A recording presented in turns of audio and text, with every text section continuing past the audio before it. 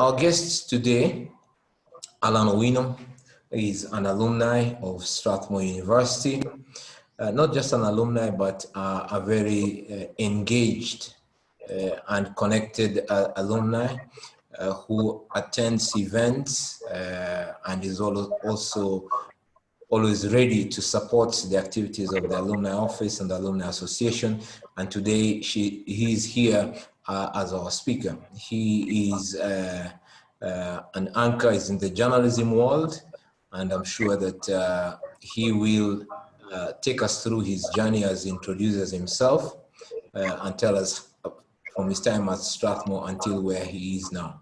Rose, our moderator, will then take over after the introduction and lead us through the questions prepared for our speaker. So without taking much time, let me invite Allan. Welcome to introduce yourself and then make some opening remarks, and then Rose can continue the conversation. Welcome, Allan. Right, thank you very much for that introduction, Eric, and for those who are involved in actually putting this together. So just as Eric has said, my name is Allan Owino. I have a really hard middle name, so you can just Allan Owino. And I'm really honored to be here to share my insights on the journalism class and the communication class, so to say. Being made to understand this is the first graduating class of journalism and communication, so the pleasure is all mine, and I'm here just to share my story and give insights on whatever you might actually need to get on. So without much further ado, I'll start by introducing myself, a brief intro of my background and my journey up until where I am now. So I was born and raised in Kisumu. I studied at a place known as Aga Khan Primary, that is in Kisumu as well. From Aga Khan Primary, I went to St. Mary's School, Yala, did my 4 years of there. While I was in high school, I was really good at so I was there while I was in high school. And just after completing my KCSE, I got a scholarship to Strathmore, basketball scholarship to Strathmore. That's on a 4-year program, after which I transitioned immediately, finished in November 2012, and just joined immediately. So that was also good. The transition was immediate, so I just got to school and all of that. And I was in Strathmore. 4 years, I studied BBIT. And after the 4 years, I completed. And I know you're probably wondering what I'm doing in the communication and journalism field. Yeah. So that was my journey up until then. And on today's session, I don't necessarily want to talk a lot. I want to make the session be about you guys, because the questions are what I'm actually here for. But just before we get into that, I just want to tell you one or two things that helped me through my stay in Strathmore University to be a better student and a better human being, so that I could actually transition to this point. And I've just kind of like put them in a progressive manner so they'll probably lead into each other. So I hope you follow. And the first point that I want to put across is, as a young person, you need to dream logically. See, a lot of times you're told, dreaming is good. I mean, dreaming is what makes life what it is. You have to dream, and you have to dream that you'll be somewhere someday. But for me, what I actually took for myself and helped me up until this point, and continues to do so, is that I've always put logic into most of the things that I do. And that also came into my dreams. I dream logically. What do I mean by dreaming logically? Let me give you an example. When I was in third year, I was supposed to go for a basketball camp in Spain. So we paid for everything because initially and generally, I wanted to be a professional basketball player. That has always been my dream from the time that I was young, because as I mentioned earlier on, I've been good and I'm still good at basketball, although age is catching up. So yeah, that has always been my dream. So in my third year, I was supposed to go to Spain for a basketball camp for 4 months. We paid for everything. My family paid for everything. And when I submitted my papers to the embassy, they weren't sufficient enough. And when I got my letter back from the embassy, they told me that my application was rebuked. Now, remember, at this point, we've paid close to 600,000 Kenyan shillings to the academy in Spain. You cannot get the refund back. You probably paid for your air ticket. The good thing is that we didn't pay.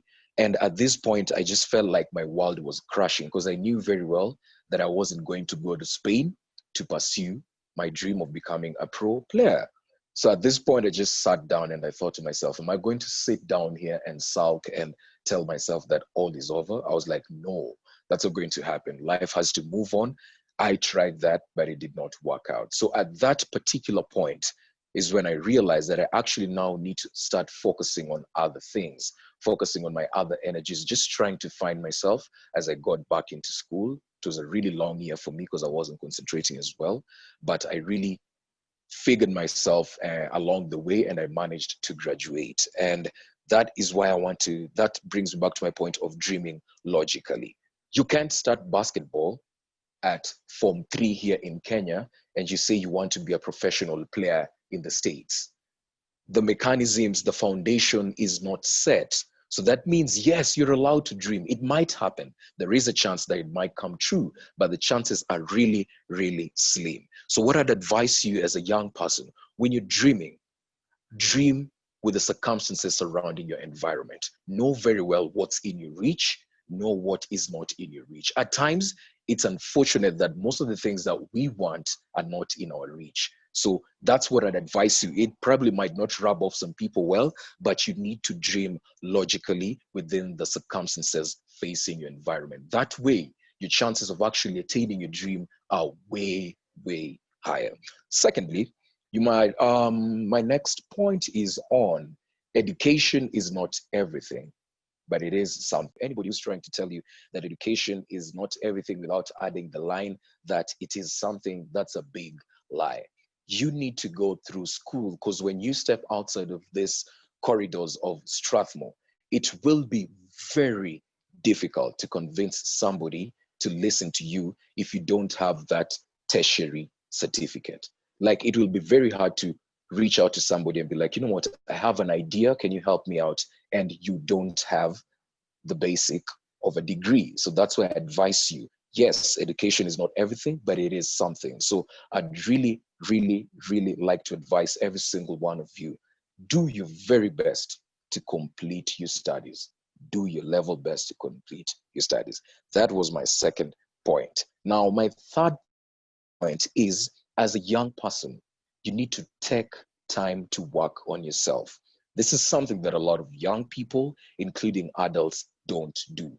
When you need to work on yourself, you're talking about your mental health, you're talking about your physical well-being, your spiritual well-being. A lot of times you get young people are engrossed in school so much that you actually forget that you're a human being that needs some time off. So really, really invest a lot of energy in taking time to work on yourself, both mentally, physically. Like if it's 5 and the classes are over, take a walk. You might not be engaging in sports and all that, but just take a walk, unwind a bit. I mean, you might be having a CAT or an exam the next day, but it's very essential for you to unwind so that your body get back into the rhythm. So take time to work on yourself, both emotionally, physically, and spiritually. It's very important so that you're actually at your optimum operating position and manner. Next, as I just wind up on the points, this is very important, and here's why I need you to stay with me. Find what you are gifted at and stop doing things that you're good at. I'll repeat that. Find what you are gifted at and stop doing things that you're good at. See, something that you're good at is something you put in a lot of effort, you bear good fruits, you get good results. That's okay, which is usually the normal way. But a gift is something that you do to the best of your capabilities with the least amount of energy. And here's the beauty about gifts. Every single one of us as human beings possesses one. You have it. You just need to sit down, research, just have a look at yourself generally and spot your gift. That's it. Like you need to just be there on time and find your gift. So stop doing things that you're good at. Let me give you an example of me. When I came into Strathmore, I did computer studies when I was in high school. I enjoyed computer stuff. I mean, It really excited me. It gave me the thrill. So when I was joining campus, I mean, coding was a bit hard. I won't lie. BBIT was something else. I mean, I'm even thanking God I finished that in one piece. So it was something else because it was just a different thing, but it was something that I was good at. I loved computers. I enjoyed it, but it required me to put in a lot of efforts that I could actually get good results. And when I completed campus and I sent out close to over 3,000 job applications to different IT firms, just trying to get an internship opportunity, I got probably close to less than 10 responses. They're like, okay, thank you for doing this. Thank you for applying with us. We'll get back to you. You know how the drill goes. And it is at that point that I actually sat down and asked myself, is this what I'm ready to do for the next 1,000,000 days to come? And that's where I realized my gift. And that's why you're seeing me in the journalism field now. See, I took time and sat down and I just started thinking to myself, what is that other thing that I can do that doesn't necessarily have to be tied to what I studied in campus? So I said to myself, I started looking at my qualities and strengths. People told me that I have a good voice. Check. They told me that I have the appeal for TV. I took that into account. Check. Then I got back to my interactions with my friends. Am I somebody that people always want to be around? Check. Am I somebody that people take time to listen to when I open my mouth? Check. So you see, those are the certain things that you need to do. So you sit down and you start looking at your character as a person, and there's no need for you to go far. Just start with your circle, start with your family members. Are people usually irritated by your presence? I mean, there are those cases. Do people like you? Do people gossip behind you? Just the different things. It will really help you in actually realizing your gift, because a lot of people are talking about doing business. People want to be business people. People want to be business personalities. But ask yourself, how many people have the genuine business acumen in them? That's why so many businesses fail, because everybody believes they can do it. Yes, you can do business, but how good can you do the business? It depends on spotting your gift. And that's what I was saying. So take time and get to understand your gift. Stop settling on doing things that you're good at. What does that mean? You'll get a good job, you'll get a good salary, you live a good life, and you'll just be there. You live a good aged life. But this is one life. You only have one of it. So get what you're gifted at. And trust me, work will not even feel like work. You'll be waking up in the morning. You'll actually realize that even if you're not getting paid, you're still going there and doing it with the same energy, because it's something that excites you. It's something that you are passionate about. So find your gift. So, fourthly, if that's the fourth or the fifth point, know and own your worth. Know and own your worth. So many of you young guys know what you're good at. You're good at IT. You're good at fashion events, you're good at planning events, you're just good at something. But when you are approached, when people talk about it, you always want to downplay it. You're like, no, najaribu tu. No. There's a really fine line of knowing what you're good at and owning your worth and being cocky. So also know that and understand it, so that you don't come off cocky to so many people. Just know and own your worth. The importance of knowing and owning your worth is that you live every single day and you approach every single situation with one thing that's needed in life: confidence. See, at times you might go somewhere and you have zero content on it. You don't know anything, you don't know nothing, but just by the fact that you believe in yourself and believe in the craft that you have at hand, that's it. That's actually all you need. So know and own your worth. As I wrap up, there's one thing that a lot of people want to downplay, but it's very important. People are outside here making content. A lot of people outside here making content, trying to get into the creative space and all that. But people doing this and you're sharing it on your WhatsApp status. What does that mean? The people, the contacts on your phone, those you've saved, probably 180 contacts, those are the only people that are exposed to your content. So you've already killed one thing. You've already killed your niche and your expansiveness as a content creator. So my next point is work, but at the end of the day, advertise. advertise, advertise, advertise, advertise. Because whatever you're doing, it doesn't matter whatever field you are in. If you're in HR, if you're in business, if you're in the media, if you're in any field, as long as you're putting out your work, as long as you're talking about your work, as long as you're doing something, there is always somebody somewhere watching. And the more consistent you are at advertising your work, the more you grow relevant. I mean, I work for K24 right now as a news anchor and a reporter, but my status will never miss an update of me going on air in the next 2 minutes. It will never miss an update of me being in my work environment. It will never miss an update of me doing the things that I'm doing outside of my work environment. What does that mean? I'm advertising my brand to the world so that my name can be in people's mouth. Because that's just how it is. It's the communication field. So you're coming outside here, your biggest asset is how you're going to relate to people. You see, it depends. Communication has different things. There's camera work, there's the media bit of it, there's broadcast, there's PR, there's what. So it depends. All of that, as long as you're in the communication space, people are always going to be your first market. So you need to be very, very relatable. If you're in this space and you're the first actually graduating class of 2020, be very relatable to people. Start working on that like today. Learn how to speak to people, learn how to approach people, learn how to check people that are wrong, because it's also a space that's not good for introverts. I don't know why I'm always saying that. I don't think the media is a good space for introverts. You might be an introvert, but you're really outspoken in things that are wrong. Check, that's good. So be very relatable in terms of that and basically advertise your work. And my last point is that take a step back and just live life. It's never that serious. You know, you guys are in Strathmore, you probably in the best institution, tertiary institution in the Eastern Central Africa hemisphere. So live life. Just take a step back, do things with your friend. Don't always be the person who's out there, you're studying a lot. Hey, don't get it wrong, you need to study. So I'm just telling you, take a step back and be a young person.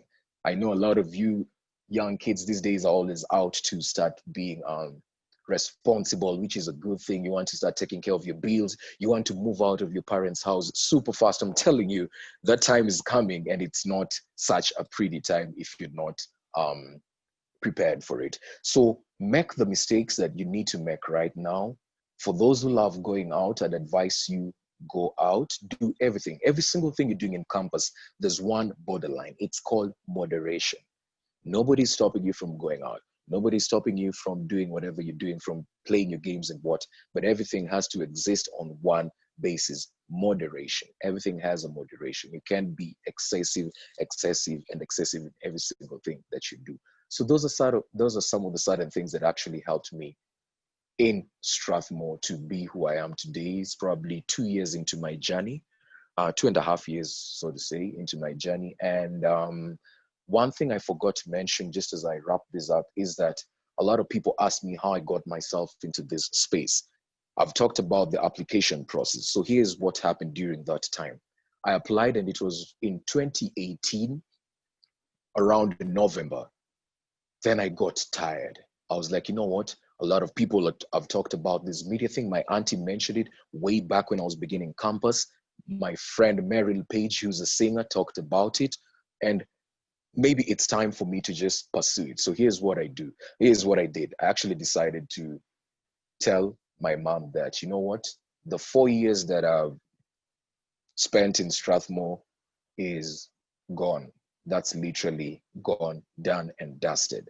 And it was so shocking. My mom was super shocked because, you know, the money spent, the time, the investment, and all that. She was like, okay, come again.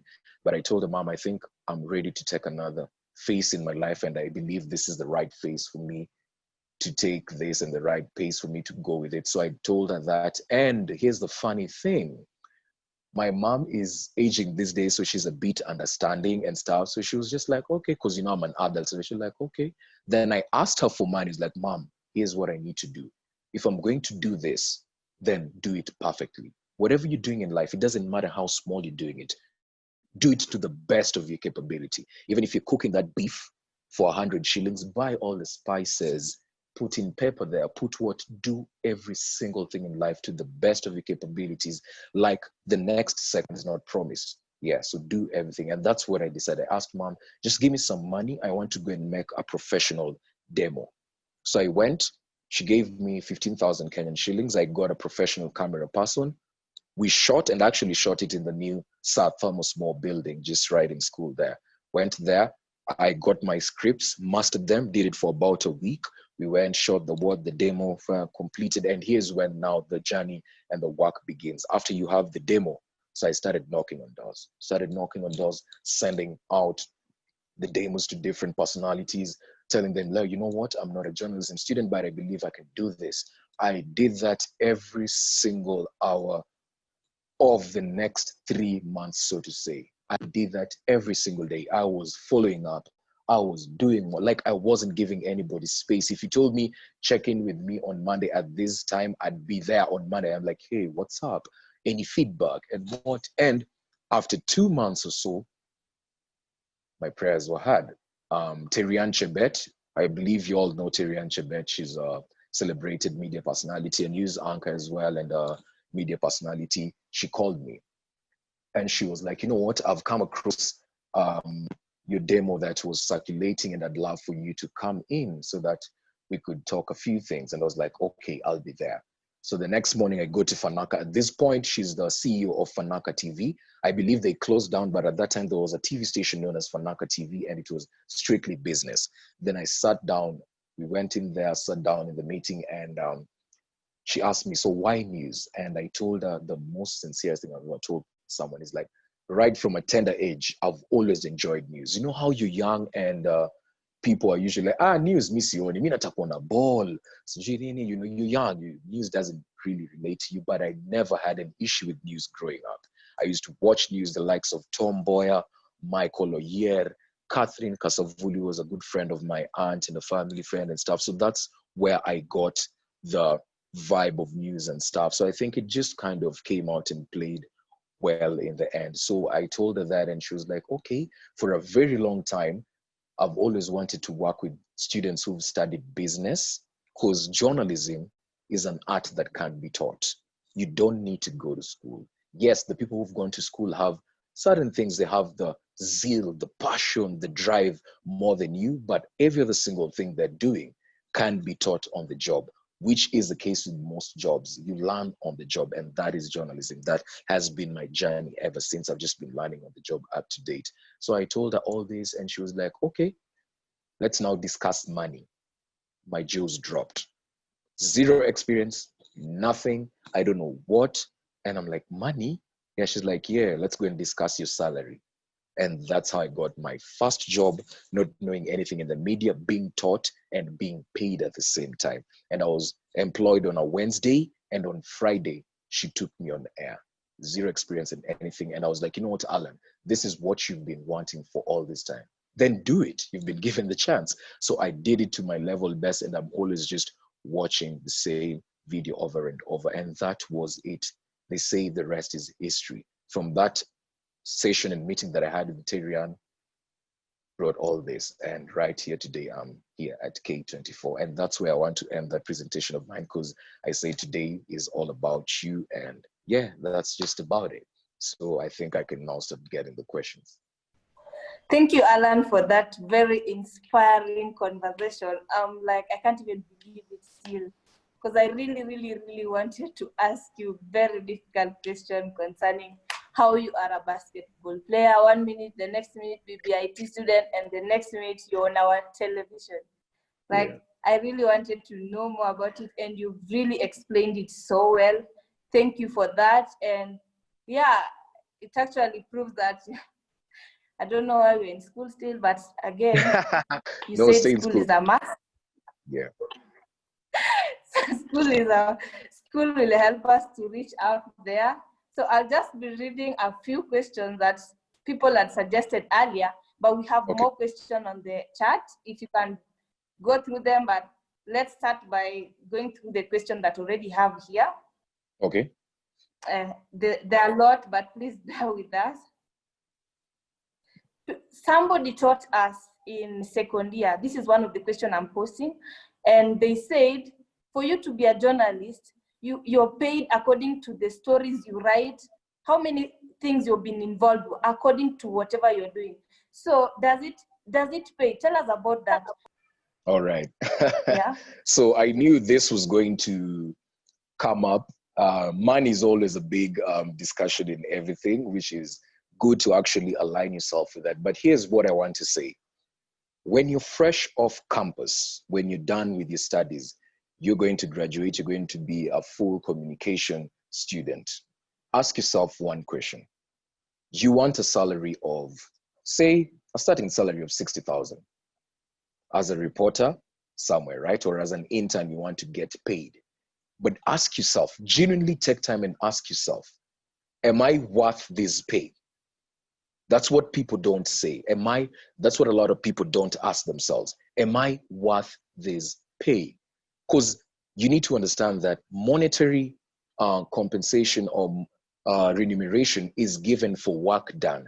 But you've just left campus. You probably did an attachment at one of the media houses for 3 months, of which half of it was sitting on your desk and not necessarily doing anything. We know how internships go and attachments, right?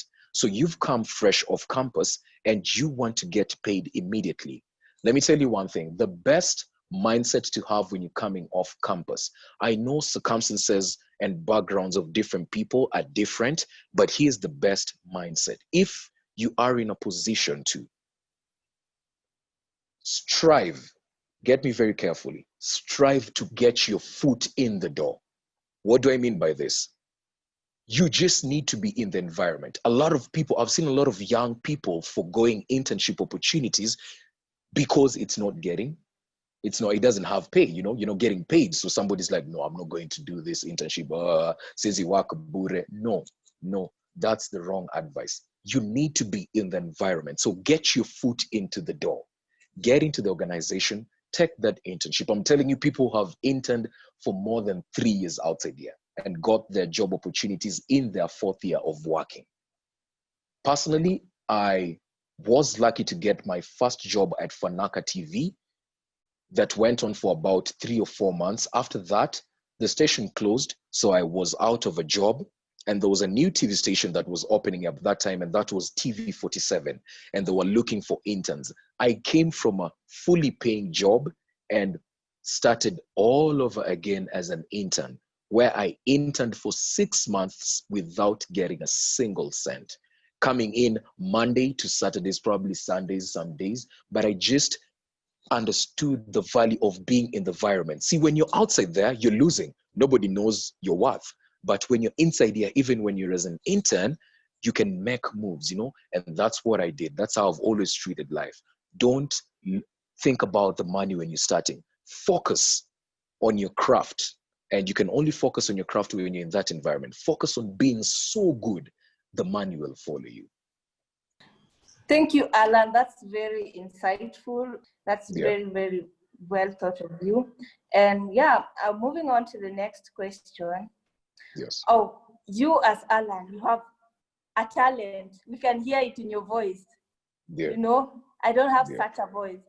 But I inspire to be a news anchor. So what should I do?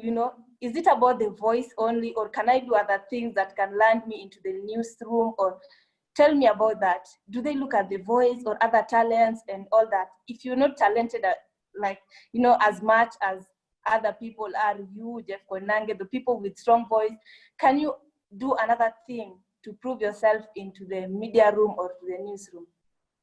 Yes, Allan. Okay, I got the question. So takes me back to what I told you. Take time to figure out and find yourself, right? When you do that, you know where your strengths are. See, a lot of people want to be news anchors, but it doesn't go from being a graduate to being a news anchor. It doesn't work like that. There's a process to it. You come from down as you're progressing, and the firm and the different companies that you're working for are assessing your qualities based on your work. Now, here's the advice that I'd want to give somebody who wants to be a news anchor? There's a lot that goes into it. First and foremost, you need to have a mentor. There's always somebody that you're watching outside there, right? Watch them. Don't try and be them. Watch them and get something that you can instill in you so that you bring out you.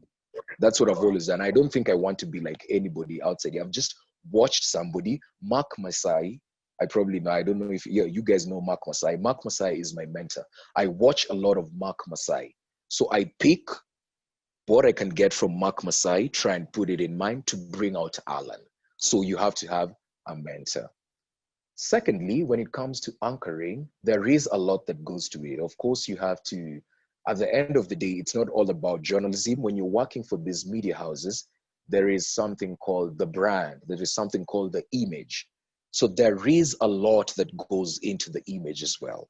Probably that is something that you know. So there's a lot that goes into the image because the news that I'm giving out to you, that I'm dishing out to you, you need to be interested in me so that you can actually listen to my news, right? So there's also that bit. And you mentioned the voice. Not a lot of people have the voice for TV, so to say. And that's why you have the different areas in journalism. It's not a must. Let me tell you, everybody wants to be on TV.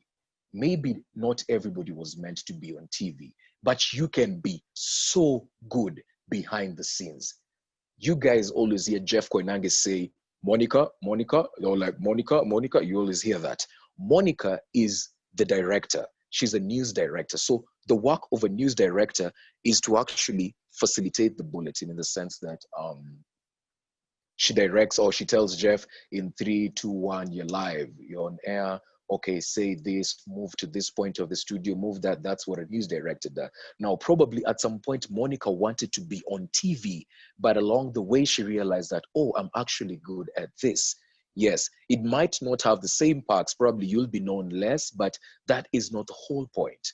The whole point is if you're actually invested and interested in communication, your real concern should be bringing out the best of stories and highlighting the societal issues to the people. As for me, as a news anchor, it just happened that I was here, the voice is there, the looks, the aura and everything. So I focus on being the best delivery person. That's you. This is just for me. Probably it's not for somebody else. There's a reporter as well. You have the video editors, you have the camera people. So what I'm trying to say, it's not a must for you to be a news anchor. Just get your strength and you'll get a fit into this media space. Thank you, Allan. That was very, very educative. I've learned a lot. It all comes in the full package, and you know, you can do behind the scene and all those things. And now on to another question. Yes. Strathmore, we have our first graduating class in journalism next year or this year, God willing. And people don't know Strathmore as a journalist or a communication school. People know Strathmore for law, business, and all that. Do you think we have a chance on getting job placement outside there, being that we are not known to be offering journalism and communication? Normally, when I tell someone I study communication in Strathmore, he's like, okay, just lie to me, but it's cool. Do you think we have a chance? Yes. Yes. Let me tell you, this was the same conversation that was there when the law school began. You remember? People were like, oh, you know, if you're not coming from University of Nairobi, you've now done law there. These Strathmore law students are just like, oh, but that wasn't the case, right? We've seen Strathmore law students go out and win moot competitions, be admitted at Harvard University, do what. So that doesn't matter. First thing, you're in Strathmore, you are in the best university in Eastern Central Africa. Without fear of contradiction, I've said that you're in the best university. So it's always going to give you an upper hand. When you step outside there, you're like, it doesn't matter. Yeah. So in terms of job placement, let me tell you one thing. People are always going to tell you, there are no jobs in that war. Here is what I want to tell you in the working platform. Even people who are doing fishery, even people who are doing soil engineering, all those places are filled. There's no single study or work that doesn't have are full capacity. All those, even the list of courses that you think, the likes of urban planning, you think there are jobs there, there are many people occupying. So there's always going to be a full slot in anything that you're doing. So here's my advice. You're a communication class, you're going to graduate, you're going to come here. First and foremost, you have the name, Strathmore. That's going to give you an upper hand. Secondly, focus. I've always told people, focus on the things that you're good at. Forget about what people are saying about Strathmore. This is the first class. That's just noise. Block that as outside noise. Focus on what you're good at. And what are you good at? You've done your communication, you've gotten your upper class, you've gotten your first class, second class, so you've gotten your pass. Yes, you are good at what you're doing. Focus on your strength. That is what is going to put you outside there. When you come outside there and you know your worth, people are not going to talk about you studied communication in Strathmore. Yeah, people are just going to say like, oh, this person rose, this person is actually good at what he's doing. So that's one thing I want to say on that very question. Focus on your strengths. A lot of time people focus on what they cannot do. I want to say you focus on your strengths. Along the line, the Lord Almighty will bless you so that you get people to do things that you're not good at. Thank you, Allan. That was very, very well placed. Someone is asking, as a journalist, what are the ethical principles that guide you in your career? In this, I started by telling them that Allan should tell us, if I'm a politician, I come with a lot of money, I want you to publish my story or to twist my story in a certain way while you're anchoring the news. Will you? Talk to us about that. So, as a journalist, one of the first things that you're advised to be very careful about is being biased. As a journalist, you cannot be a biased person. You always need to look at both sides of the story, probably three sides of the story. So there's no room for biasness. Look at whoever said this, look at the side that hasn't spoken, and look at the side that both parties are trying to hide. You see? So those are like three sides. There's always that in the field. There's the side that spoke, these are the side, and the side that's trying to like be hidden from the truth and all that. So it's all about not being biased. In that scenario where a politician comes, I don't know much about other journalists and news anchors, but personally, according to my code of conduct and my ethics as a K24 media personality, that doesn't work. That is not allowed as per my contract, so that wouldn't happen. Anytime you see a guest on my show, it's purely based on discussing issues that are pertaining to that particular topic, and that's just about it. The fact of taking monetary compensation and all that, that is not allowed for as a journalist, and it can actually lead you to serious consequences. So when you're coming into the field, be very ready to be biased. There are people who is going to come to you like, I need you to run this story, I'm giving you 100,000. Yeah, that's good money. I mean, people are going to be offering serious money, but you need to think and consider the long term. People are always looking at the short term. The long term is you're going to be given that money and you're now going to be doing more and more favors. So just be biased and stick to your ethics. Yes. Oh, don't be biased. Sorry, don't be biased. I said be biased. Don't be biased. Sorry. Okay, thank you, Allan. Another question. What if circumstances don't allow you to study or pursue what you're gifted at? What will you do then? Okay, I'm trying to, yeah, I think I understand what the question is. They've asked, what if the circumstances don't allow you to pursue what you want, or does this mean like your parents are not allowing you to do so, or what circumstances are they? Like you didn't study what you love most, something like that. You did not pursue. Oh, okay. Circumstances doesn't allow you to study. Yeah.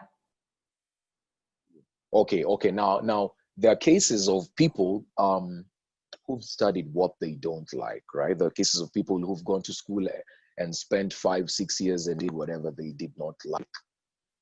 My advice is, as a human being, it's never too late. Don't be afraid to start all over again. don't be afraid. I know there are those instances that you're not able to pursue what you want in school and you're doing something that you probably don't like, but just because circumstances are different. Your parents might want it, do it for them. You owe them that much. But as a human being, don't ever be afraid to start all over again. As I told you earlier on, I got from being employed and I wasn't afraid to start all over again. I went in as a farm and started as an intern from the bottom again. And my way up, got a business show. From that business show, got into the primetime desk, and that has been it. Don't be afraid to start all over again. But for those that are doing what they don't like, I think you just need to ride it out. And if you get the opportunity to do what you like, do so. But then again, here's what I want to say. In terms of not being able or not being an opportunity to do what you like, I think you kind of need to find how to strike a balance. You need to find how to strike a balance, because most of the time when you're not doing something that you don't, when you're doing something that you don't like, there's a lot of free time. You're not giving it your full attention. There's a lot of free time on the other side. You're just there. So that free time, focus it on doing that which you like. Just strike a balance. Yes, strike a balance between school, and I know it has much to do with school, and that strike a balance, spend more time on that, and probably you might come out at the end of it in what I love to say, one piece.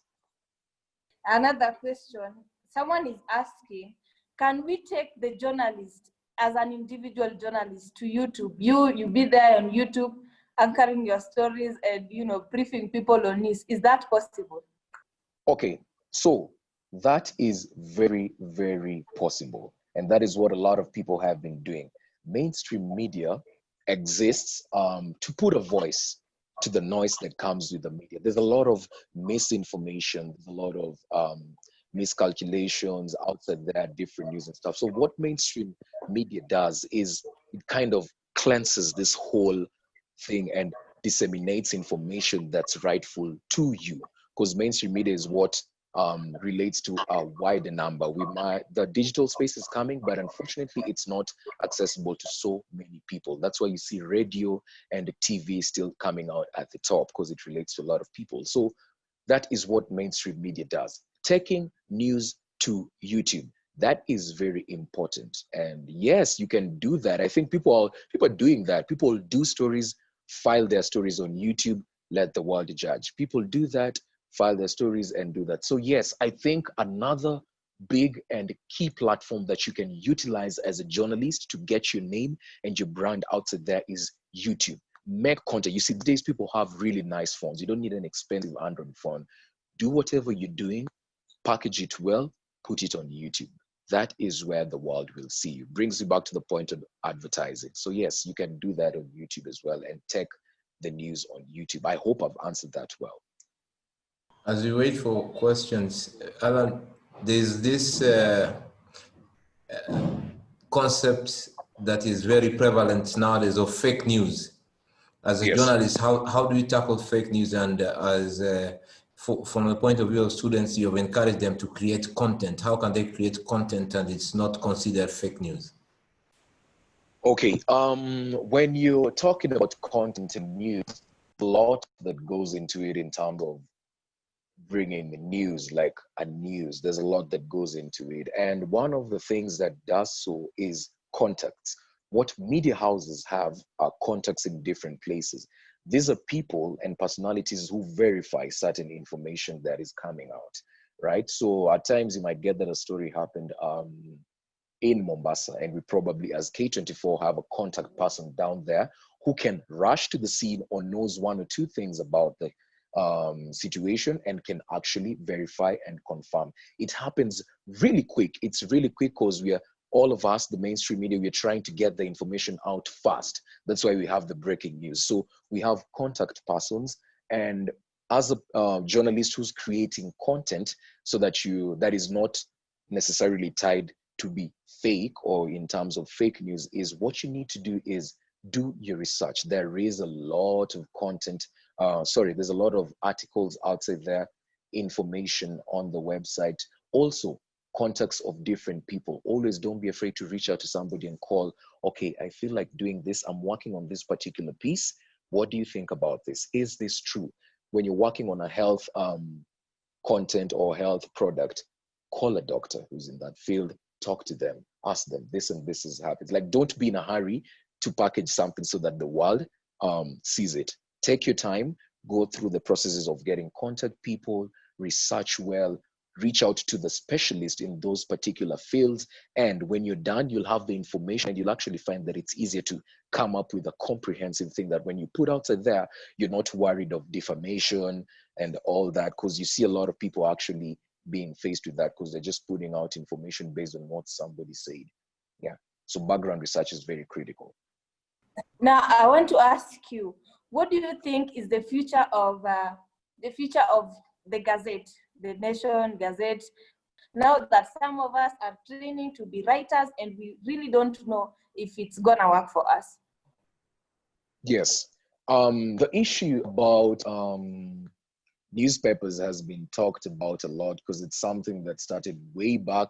It was really good back in the days, but these days it's kind of being overtaken by the digital space.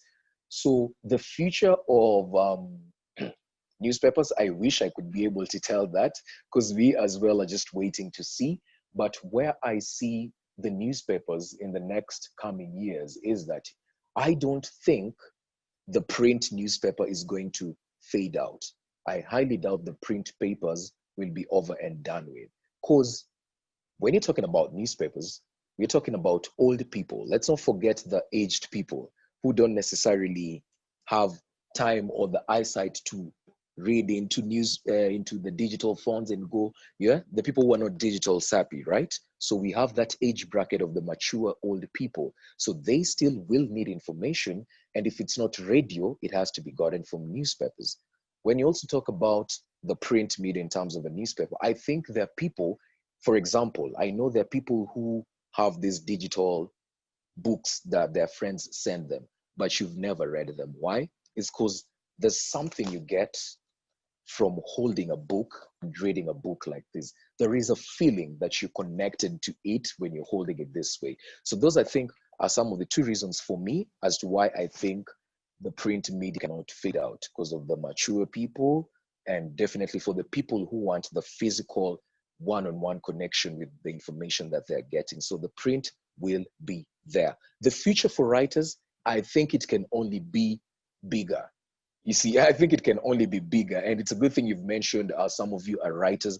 It could be bigger because when you're talking about writing and you want to get into the writing space, actually right now, initially people had columns in newspapers. And say you have a column with Daily Nation or The Standard, that's the column that you're working on. That's just about it, right? So basically, your content is restricted to the Nation media and they control how it's being circulated, the pace and all. But imagine in a field where you are a freelance writer and you write articles and put them out to the world. It's you have full control over your content. So I believe the writing space is only starting to get better, and it could only get better with the coming in of the digital platform and the digital age, because you have a wider audience to relate to and you can approach people based on your work and see how you can monetize your work so that you get something out of it.